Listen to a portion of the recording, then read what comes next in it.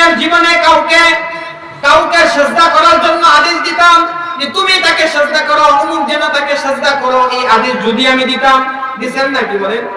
দেন নাই। নবীজি বলেন যদি আমি দিতাম তাহলে নারীকে বলতাম স্বামীর এত অধিকার তোমার উপরে আছে যে তুমি স্বামীর পায়ের মধ্যে সিজদা করো।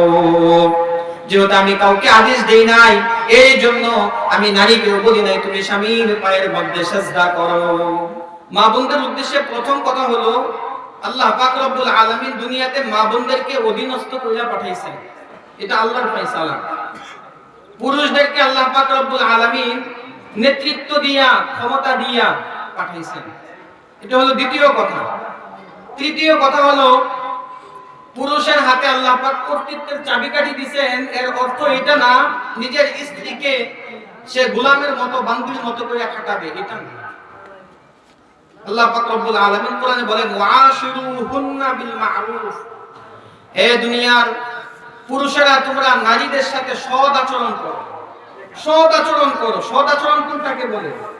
আপনি একটা বললেন আর বউ আপনার উপরে খেপে গেল, এটাকে সৎ আচরণ বলে? আপনার ঘরের ভাত খায়, আপনার টাকা দিয়ে তার চিকিৎসা হয়, এজন্য আপনাকে কিছু বলতে পারে না, কিন্তু মানুষের কাছে সে কি দুঃখ প্রকাশ করে, এটাকে কি সৎ আচরণ বলে? এটাকে সৎ আচরণ বলে। আল্লাহ পাক বানাইয়া নির্দেশ দিবেন তোমাকে আমি কর্তৃত্বের চাবিকাঠি তোমার হাতে তুলে দিছি, কিন্তু এই নারীর সাথে তোমাকে কি করতে হবে? সৎ আচরণ করতে হবে। এই কথাটা আমাদের পুরুষদের যেমন বোঝা উচিত, ঠিক তদ্রূপভাবে আমাদের নারীদেরও এই কথাটা বোঝা উচিত যে আল্লাহ পাক রব্বুল আলামিন নারীদের জীবনের পূর্ণাঙ্গ সফলতা এবং কামিয়াবি রেখেছেন স্বামীর আনুগত্যের ভিতরে।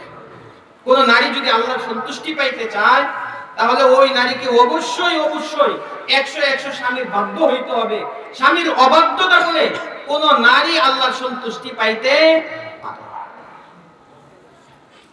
রাসূল করিম সাল্লাল্লাহু আলাইহি ওয়াসাল্লাম থেকে হাদিস বর্ণিত, সুনানে ইবনে মাজাহ শরীফের 1857 নম্বর হাদিস।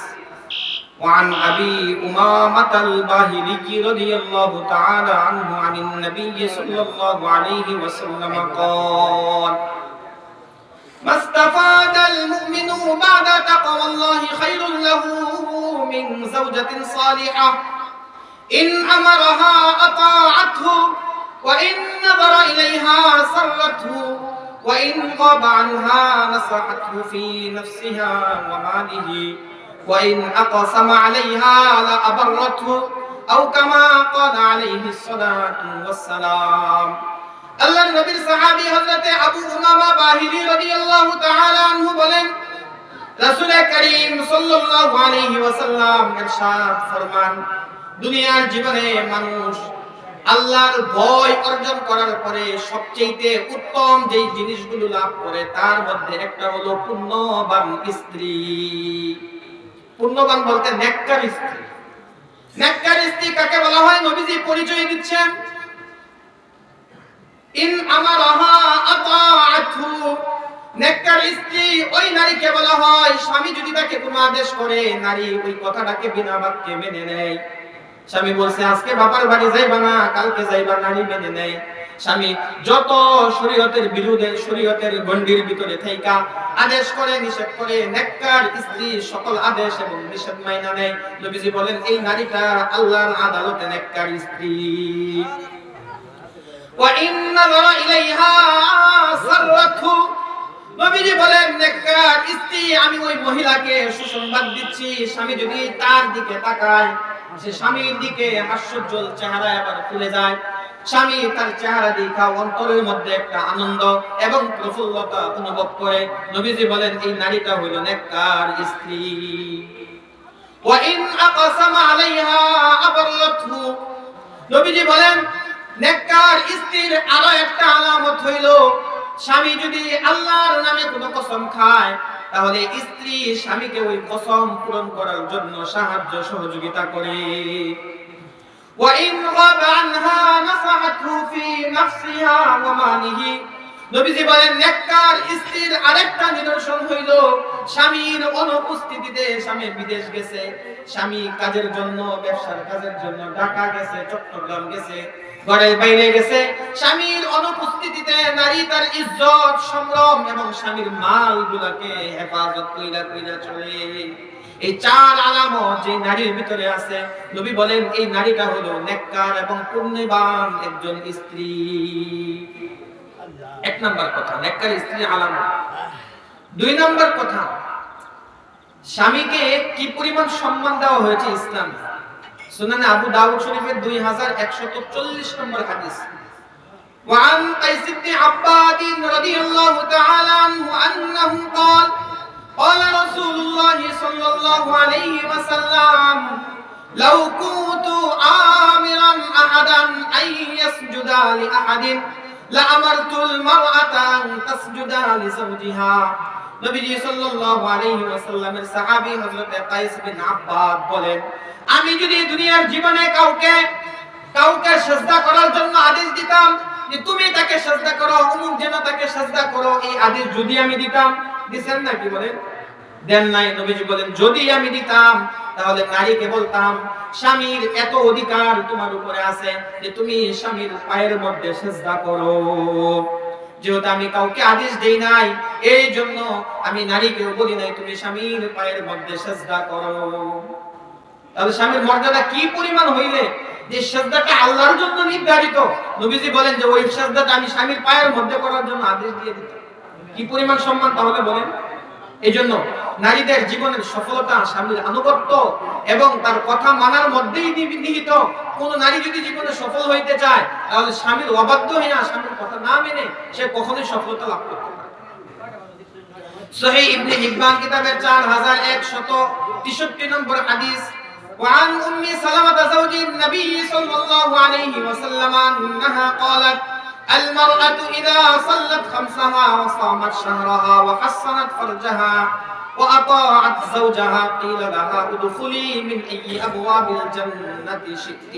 আর দুইটা হাদিস বলে শেষ করে দিচ্ছি, পরবর্তী কি আলোচনা করবে মেহেরবানি করে নিয়ে আসতে ভালো হয়।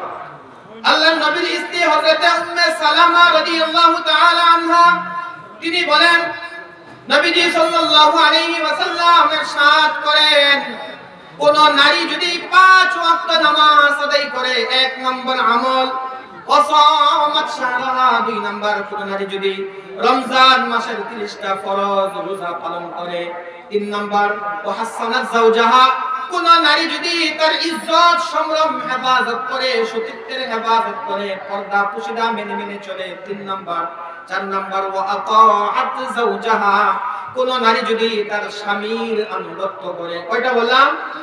4টা। যেই নারী 5 ওয়াক্ত নামাজ আদায় করবে, রমজানে 30টা রোজা রাখবে, যেই নারী স্বামীর আনুগত্য করবে, যেই নারী পর্দা পুশিদা মেনে মেনে চলবে, নবীজি বলেন কিলা লাহা উদখুলি মিন আইয়ি আবওয়াবিল জান্নাতি শি'তি, এই নারীটা যখন মারা যাবে তখন বলা হবে তোমার জন্য জান্নাতের 8টি দরজা খুলে দেওয়া হয়েছে। ও আমার বান্দি, তোমার জান্নাতের যে দরজা দিয়া পছন্দ হয় তুমি সেই দরজা দিয়েই প্রবেশ করো। শেষ কথা, সুনানে তিরমিজি শরীফের 1161 নম্বর হাদিস, 1161 নম্বর হাদিস। وعن أبي هريرة رضي الله تعالى عنه عن النبي صلى الله عليه وسلم। এই হাদিস উম্মে সালামা থেকে, আগেরটা আবু হুরায়রা। وعن أم سلمة رضي الله تعالى عنها عن النبي صلى الله عليه وسلم قال أيما امرأة ماتت وزوجها عنها راض دخلت الجنة।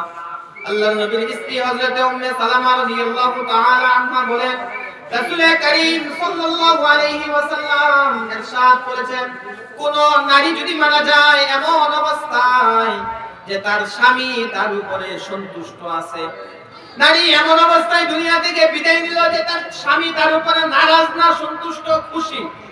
নারী মারা গেছে আর স্বামী বলে আমার বউর উপরে আমার কোনো রাগ নাই, গুসা নাই, কোনো অভিযোগ নাই, কিছুই না, আমি তার উপরে রাজি। নবীজি বলেন এই নারীটা অবশ্যই জান্নাতে প্রবেশ করবে। তাহলে স্বামীর অবাধ্যতার মধ্যে গিয়ে কি স্বামীকে খুশি রাখা সম্ভব? কিছুতেই সম্ভব না। স্বামীকে যদি খুশি রাখা যায়, আল্লাহর নবীর এই হাদিস অনুযায়ী এই নারীটা, এই মাটা, এই বোনটা অবশ্যই জান্নাতের মধ্যে প্রবেশ করবে।